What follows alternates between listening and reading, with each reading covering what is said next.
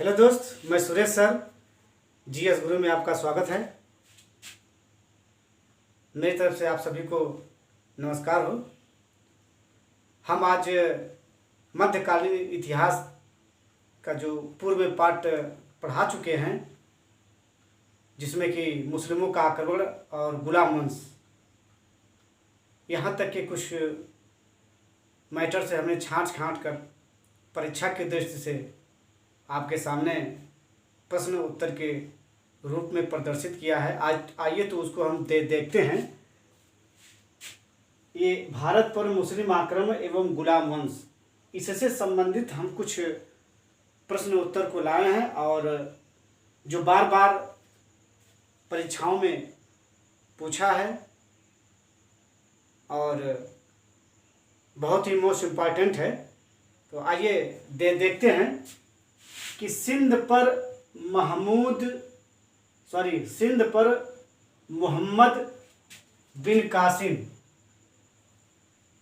सिंध पर मोहम्मद बिन कासिम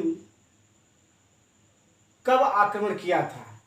यानी भारत में सिंध पड़ता है, मोहम्मद बिन कासिम सिंध पर आक्रमण कब यानी किस वर्ष किया था। तो दोस्त है ये 712 ईस्वी में उसने सिंध पर आक्रमण किया था और सिंध के शासक रहते हैं दाहिर, और दाहिर के विरुद्ध उसने 712 में युद्ध किया था और सर्वप्रथम मोहम्मद बिन कासिम ने ही सिंध में ही जजिया कर को लागू किया था। आइए दूसरा क्वेश्चन है, भारत में सर्वप्रथम जजिया कर किसने लगाया। तो हमने बता दिया कि मोहम्मद बिन कासिम 712 में सिंध पर लगाया था। अगला क्वेश्चन है, किसके अनुसार गजनवी ने भारत पर यानी महमूद गजनवी ने भारत पर 17 बार आक्रमण किया। अर्थात यह जानकारी कौन देता है कि महमूद गजनवी भारत पर 17 बार आक्रमण करता है। तो उनका नाम है हेनरी इलियट। यानी हेनरी इलियट साहब ने यह कहा है कि महमूद गजनवी भारत पर 17 बार आक्रमण किया है। अगला क्वेश्चन है, ममलुक शब्द किसके लिए प्रयोग किया जाता है। तो हमने आपको बताया है गुलाम वंश के अंतर्गत ममलुक वंश किसे कहा जाता है। तो ममलुक वंश को गुलाम वंश भी कहते हैं और दास वंश भी कहा जाता है। तो इसमें उत्तर होगा गुलाम वंश, अर्थात दास वंश को ममलुक वंश के नाम से जाना जाता है। अगला क्वेश्चन है, अलबरूनी भारत किसके साथ आया था। तो ये क्वेश्चन कई बार क्वेश्चन पूछ चुका है। अलबरूनी एक किताब लिखी तहकीके हिंद, उन्होंने यह महमूद गजनवी के साथ भारत आया था और तहकीके हिंद में गजनवी से संबंधित आक्रमण के बारे में जानकारी है। अगला क्वेश्चन है, उतबी एक इतिहासकार होते हैं, उतबी दरबारी इतिहासकार यानी किसके इतिहासकार हैं। तो महमूद गजनवी के दरबारी इतिहासकार होते हैं। अगला है चंगेज खां का आक्रमण किसके समय हुआ था। चंगेज खां का आक्रमण एक मंगोल नेता है चंगेज खां इल्तुतमिश के समय भारत पर आक्रमण किया था। भारत पर आक्रमण तो किया था लेकिन वो भारत के लिए नहीं किया था, लेकिन यह ख्वारिज़्म शाह के एक बेटे होते हैं जिसका नाम होता है मंगबरनी, उसका पीछा करते हुए चंगेज खां भारत में आ चुका था। तो इल्तुतमिश के तब दिल्ली का सुल्तान इल्तुतमिश रहते थे। क्वेश्चन कई बार पूछ चुका है कि चंगेज खां का भारत पर आक्रमण किसके समय हुआ था। तो इल्तुतमिश के समय हुआ था। आगे है नवरोज प्रथा। एक नवरोज प्रथा होती है, कहाँ की है, अर्थात किसने लागू किया था। नवरोज प्रथा किसने और कहाँ लागू किया था। तो यह मित्र ये जो है ईरान की एक प्रथा है जिसने बलबन ने भारत में लागू किया था, इस प्रथा को प्रचलित किया था। अगला क्वेश्चन है, दीवाने अर्ज की स्थापना किसने किया था। यानी दीवाने अर्ज की स्थापना मंगोलों के आक्रमण से बचने के लिए बलबन ने दीवाने अर्ज की स्थापना किया था। ये भी क्वेश्चन आ चुका है दोस्त। मैं आपको बार बार कह रहा हूँ, ये जितने भी क्वेश्चन हैं हर वर्ष कहीं न कहीं यह पुटअप किया हुआ है। मैं वही क्वेश्चन रखा हूँ आपके सामने जो बार बार पूछा गया है। अब गुलामों का गुलाम किसे कहा जाता है। गुलामों का गुलाम किसे कहा जाता है। तो इल्तुतमिश को कहा जाता है, क्योंकि गोरी का गुलाम कुतुबुद्दीन ऐबक होता है और ऐबक का गुलाम इल्तुतमिश होता है, इसलिए इल्तुतमिश को गुलामों का गुलाम कहा जाता है। अगला क्वेश्चन है, अरबों के आक्रमण की जानकारी मिलती है। यानी भारत पर सबसे पहले अरबों का आक्रमण सिंध पर होता है, तो सिंध विजय या सिंध पर आक्रमण की जानकारी अर्थात अरबों का भारत पे आक्रमण की जानकारी किस ग्रंथ से मिलती है? तो चचनामा एक ग्रंथ है, इससे अरबों के आक्रमण की जानकारी मिलती है। ये क्वेश्चन भी चचनामा बार बार पूछ चुका है। चचनामा में किसका उल्लेख किया गया है? तो अरबों द्वारा भारत पे आक्रमण या अरबों द्वारा सिंध पर आक्रमण यानी सिंध विजय का उल्लेख चचनामा में किया गया है। अगला क्वेश्चन है, किसके सिक्के पर लक्ष्मी की आकृति अंकित की गई थी?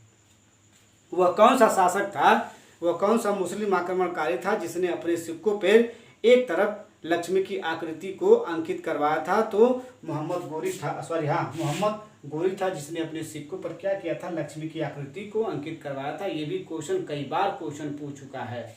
अगला क्वेश्चन है, दिल्ली का स्वतंत्र सुल्तान किसे कहा जाता है? तो हमने आपको मित्र बताया है कि दिल्ली का स्वतंत्र सुल्तान इल्तुतमिश को कहा जाता है, क्योंकि इल्तुतमिश के जो गुरु होते हैं या उसके पहले जो शासक होते हैं कुतुबुद्दीन ऐबक, जिसकी राजधानी लाहौर हुआ करती थी और वह लाहौर से शासित होता है, इसलिए दिल्ली का स्वतंत्र सुल्तान उसे नहीं माना जाएगा। और कुतुबुद्दीन ऐबक का जो दास था इल्तुतमिश, वह दिल्ली को यानी अपने को लाहौर से संधि विच्छेद कर लिया और खलीफा से सुल्तान की पदवी को धारण किया, और यह इसलिए इसे कहा जाता है, इसलिए इल्तुतमिश को कहा जाता है यह दिल्ली का स्वतंत्र सुल्तान था।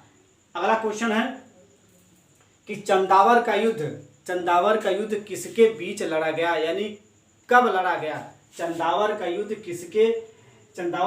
कब लड़ा गया? तो 1194 चंदावर का युद्ध लड़ा गया था, वो भी मोहम्मद गोरी और जयचंद के बीच में। जयचंद यही पराजित होता और मारा जाता है।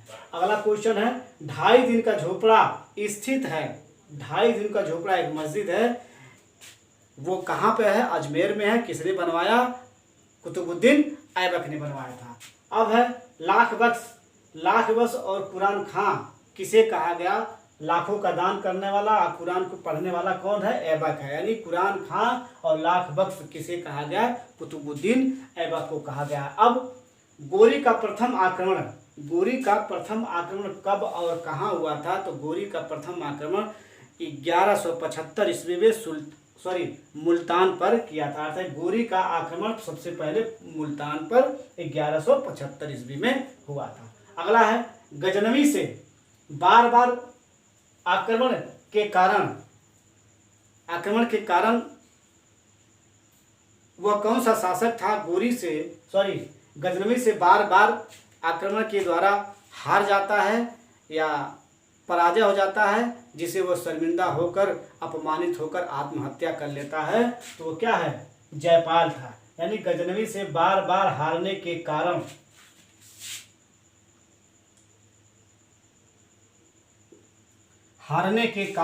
किसने आत्महत्या कर ली? तो जयपाल ने। यानी जयपाल ऐसा व्यक्ति था जो गजनवी से बार बार हारता था, अपमानित होकर उसने स्वयं को आत्महत्या। ये भी क्वेश्चन कई बार पुटअप कर चुका है। अगला क्वेश्चन है, गजनवी अर्थात महमूद गजनवी सोमनाथ के मंदिर को कब लूटा था? तो आप क्या बताएंगे? 1025 अर्थात 26 में। यानी 1025 में उसने क्या किया? मंदिर पर आक्रमण किया और 26 तक 1 साल तक वह था सोमनाथ के मंदिर को बखूबी से लूटता रहा। अगला क्वेश्चन है, गोरी किस दर्रे से भारत पर आक्रमण किया था? ये कई बार क्वेश्चन पूछा है। गोरी भारत पर किस दर्रे से आक्रमण किया है? तो हमने आपको बताया था गोरी से गोमल दर्रा, यानी गोमल दर्रे से वो क्या किया था? गोरी भारत पर आक्रमण किया था। अगला क्वेश्चन है, चौगान खेलते समय वह कौन सा शासक था जो घोड़े पर से गिर जाता है, जिसे गिरने की वजह से अचानक उसकी मृत्यु हो जाती है? तो कुतुबुद्दीन ऐबक रहता है, जो क्या है? चौगान खेलते समय उसकी मृत्यु हो जाती है। यानी चौगान घोड़े पर बैठकर भाले से चलाया जाता है, भाले से वार किया जाता है, इसी को चौगान का खेल कहते हैं। अचानक घोड़े पर से गिर जाता है ऐबक, उसकी मृत्यु हो जाती है। अगला है, तराइन का प्रथम और द्वितीय तराइन का प्रथम एवं द्वितीय युद्ध लड़ा गया, यानी कब कब लड़ा गया, किसके किसके विरुद्ध लड़ा गया। तो आपको ये मालूम होना चाहिए तराइन का युद्ध प्रथम युद्ध जो है 1191, द्वितीय युद्ध 1192 गोरी और पृथ्वीराज चौहान के विरुद्ध लड़ा गया। दोनों के दोनों आपस में लड़े थे। तो पृथ्वीराज चौहान महमूद गोरी को 1191 में पहली बार पराजित कर देता है और गोरी एक साल के बाद 1192 में बखूबी से सेना एक तैयारी करके आता है और पृथ्वीराज चौहान को वहीं पे परास्त कर देता है, पराजित कर देता है और बंदी बनाकर लेके चला जाता है। तो ये है तराइन का युद्ध 2 बार लड़ा गया था, 1191 में, 1192 में। किसके किसके अगेंस्ट में? मोहम्मद गोरी और पृथ्वीराज चौहान।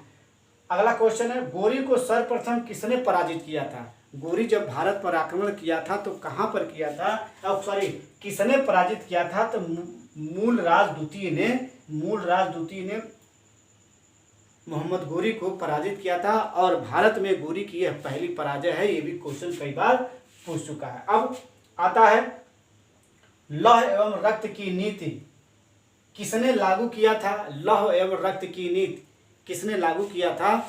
तो बलबन ने किया था। क्यों किया था? कि बलबन के पहले सुल्तानों की जो पद की प्रतिष्ठा थी बिल्कुल समाप्त हो चुकी थी, तो उसने लौह और इसलिए उसने प्रतिष्ठा को प्राप्त करने के लिए लौह और रक्त की नीति को अपनाया था, जिससे दाएं और बाएं आगे पीछे जब बलबन चलता था वो आगे नंगी तलवार लेकर सैनिक तैयार हुआ करते थे, भव्यता से चलता था और किसी के साथ युद्ध करना है तो बखूबी से युद्ध करिए, उसे ऐसा युद्ध करिए कि सामने वाला देख कर क्या भयभीत हो जाए। इसलिए उसने क्या है, लौह और रक्त की नीति को लागू किया था। और गजनवी का अंतिम आक्रमण कब हुआ? गजनवी का अंतिम आक्रमण कब और कहाँ हुआ? तो मित्र 1027 में जाटों के विरुद्ध हुआ था। तूतीय हिंद किसको कहा गया? तो तूतीय हिंद अमीर खुसरो को कहा जाता है। सुल्तान के पद को वंशानुगत किसने बनाया? तो इल्तुतमिश ने बनाया। ऐबक की राजधानी कहाँ थी? लाहौर थी। इक्तादारी प्रथा प्रारंभ किसने किया? तो इल्तुतमिश ने किया था।